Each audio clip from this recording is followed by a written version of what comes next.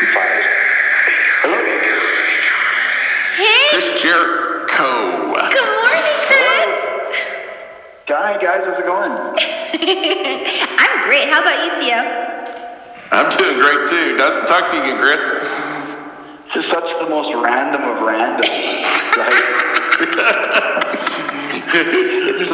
It's so funny. Like, I don't even... So, how did you guys get hooked up? Did you end up hooked yet? It's very funny. Well, actually, one of my girlfriends, Roxy Reynolds, is in the business. She's like my best friend. And Tio had met her. How did you ever meet Roxy, Tio? It's through the internet. Through the internet? Okay. Like the way you meet anybody nowadays, right? Exactly. I helped her with her website. Okay. Yeah. And that led to you fulfilling your dream of being a radio show host with Courtney? Well, whenever you knew me, I was actually doing a radio show, too. Okay, gotcha. Yeah, so... It's so funny. I don't know, Courtney, if Tommy told you kind of our history, but we've known each other for 22 years or something like that. I'm not sure if we've seen each other in that time frame, but for a while we used to hang out. It was like laughing when you said, like, my co-host Tommy Noe. I'm like, it can't be the same guy. It has to be a different guy. But it's the same guy. So, yeah, awesome. Congratulations. Yeah, he's my bestie. Tommy. Yeah. Not a bad deal. That's right. No. Yeah. About 22 years ago, we'd be in church right now, and then we'd go home, and my mom would fix you something to eat for lunch. Well, here's the funny thing. So I'm from Canada, right? Mm-hmm. And Tommy invites me over for barbecue after we went to church.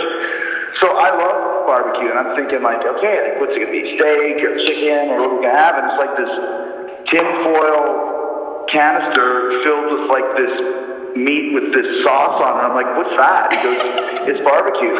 I'm like, that's not barbecue. He goes, I didn't invite you over for a barbecue. I invited you over for barbecue, which I found out in the South is, like barbecue pulled pork sort of thing. So that was one of my first culture shock moments in moving from Calgary, Canada to Morristown, Tennessee. I'm surprised you remember that.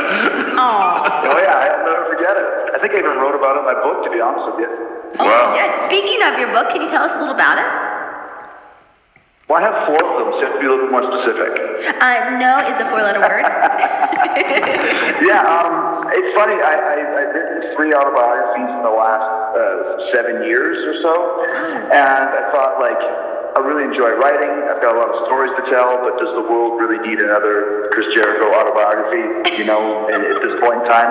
Not exactly like Ernest Hemingway or, Hunter S. Thompson or something like that. So I decided, like I always get asked, how did you make it in wrestling? How did you make it in music? All these different questions. So I thought, well, how did I do it? So I made this list of principles, like 20 rules that I followed over the years to kind of make all these goals and these dreams come true. And it ranged from, people that I've met, the Vince McMahon principle or the Gene Simmons principle, to fictional characters like the Yoda principle or that sort of thing. So it's really cool. It's almost like a self-help book, like a motivational type book. So I'm like the next Tony Little or Tony Robbins or Tony Danza, one of those guys. Yeah, it was a cool vibe. It was a nice way to write another book and have a little bit of a different spin to it. And people are digging it, so it's fun to kind of see their reactions when they read, like, oh man, I'm going to try this, I'm going to do that. And like I said, it's kind of motivational, so it's a cool kind of step in a different direction. Oh, I love that. I love self-help books.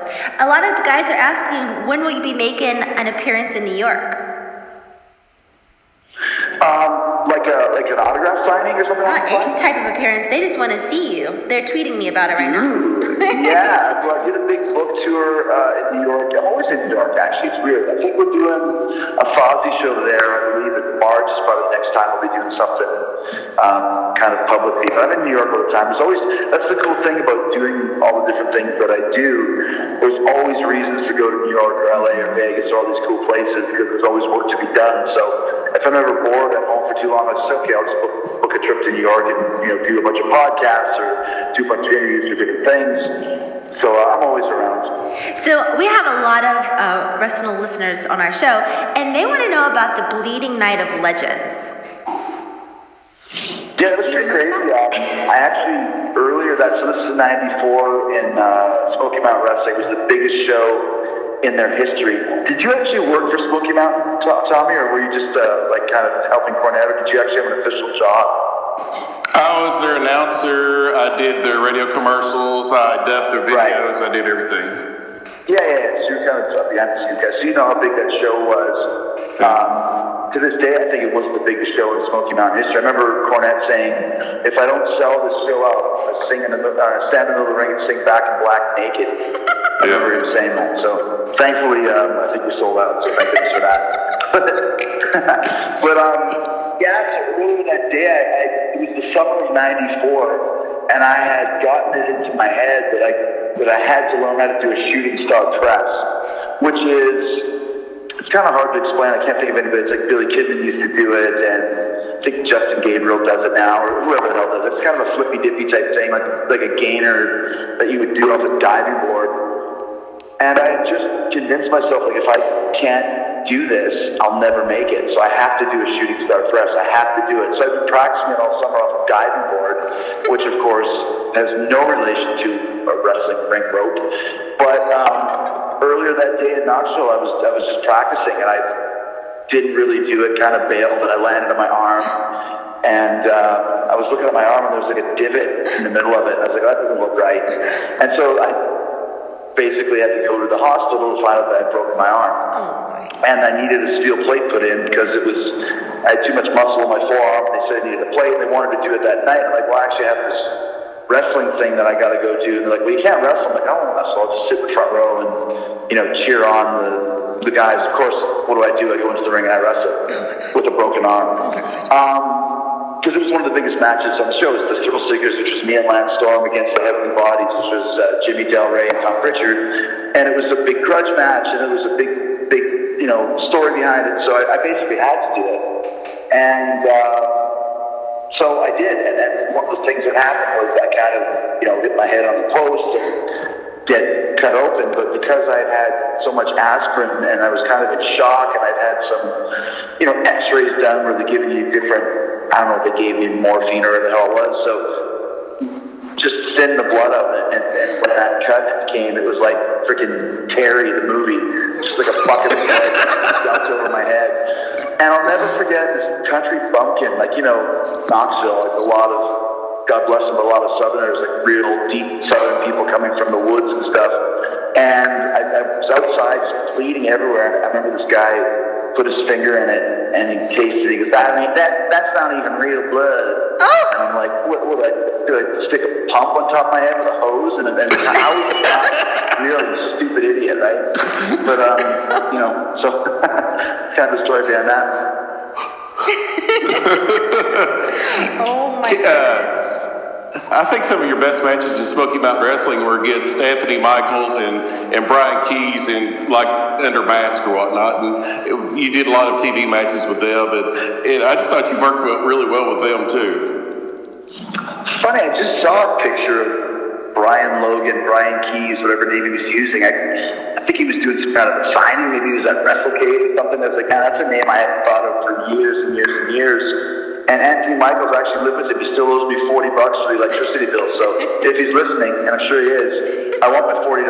That was years ago, so with interest, it's got to be at least $82, $83 by this point. and the famous Smoky Mountain Wrestling Flophouse burnt down last year. Oh my! Oh, did it really? I think you might have told me that. Yeah. It's funny. We lived in we called it the Smoky Mountain Flophouse because anybody that was in town that needed somewhere to go would just stay at our place, and it was kind of built into the side of a mountain.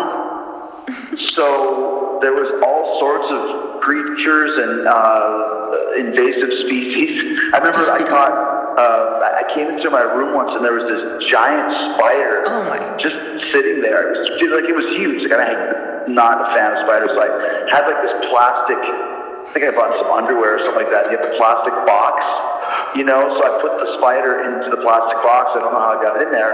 And then I caught like a salamander around the house. And Welcome to put the Florida. We have them salamander here.